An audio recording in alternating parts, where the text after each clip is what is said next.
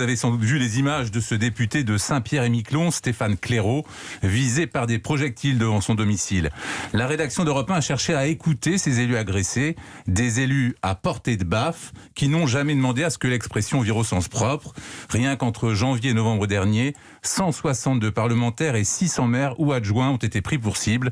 Comment vivent-ils ces agressions ? L'enquête de Victor Pourchet. Oui, et leur constat est clair, ces menaces augmentent en nombre et en intensité. Le député En Marche, Jacques Maire, a lui-même été touché. La police patrouille désormais régulièrement autour de son domicile. En cause, pour lui, les tensions liées à la crise sanitaire. Moi, je ne connais pas les gens qui m'ont menacé de mort. Mais ce que je peux dire, c'est que j'ai vu des gens qui ont pété les plombs, alors que 2 ans avant, j'aurais jamais parié qu'ils arriveraient à ce type d'extrémité. C'est désolant et désarmant. C'était pas du tout l'idée que je me faisais du dialogue citoyen, quoi. Et ça, c'est vraiment difficile. Pour Luc Jesmar, député MoDem de Loire-Atlantique, c'était un appel anonyme à la gendarmerie.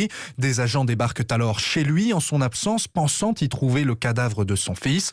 Et au-delà de la politique, il reste encore les appréhensions de la famille et du quotidien. J'ai été quand même choqué. Évidemment, toutes les discussions du réveillon tournaient autour de ces menaces. Cette semaine, j'ai vidé ma boîte aux lettres, j'ai vu un colis. Je me suis posé certaines questions que je ne me posais pas avant pour savoir effectivement si je pouvais considérer ce colis comme étant un colis sûr. Ces députés l'assurent, ces pressions n'ont et n'auront aucun effet sur leur choix dans l'hémicycle.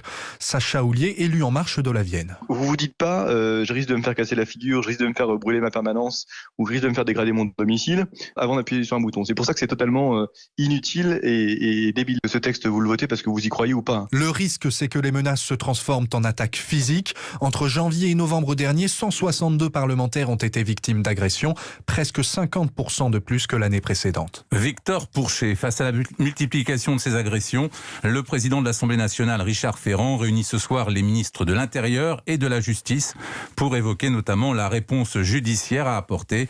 Jean Castex, hier soir, a lui jugé inadmissible de s'en prendre à de courageux élus de la République.